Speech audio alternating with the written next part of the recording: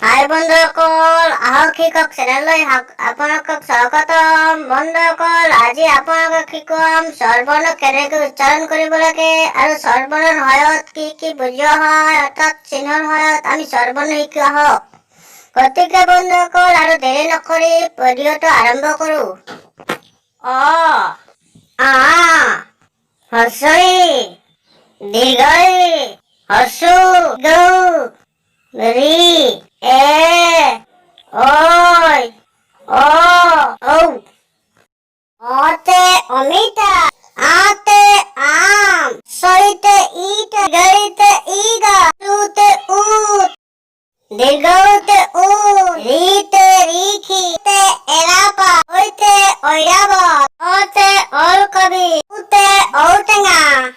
বন্ধুসকল, আজিৰ বিষয়টো এইখিনি আছিল। আৰু যদি ভিডিঅ'টো ভাল লাগে তেনেহ'লে মোলৈ ছাবস্ক্ৰাইব কৰিব আৰু লাইক শ্বেয়াৰ কৰিবলৈ নাপাহৰিব। গতিকে লবেকত আপোনালোকক ধন্যবাদ জ্ঞাপন কৰি আজি আপোনালোকৰ মাজৰ পৰা বিদায় লৈছোঁ।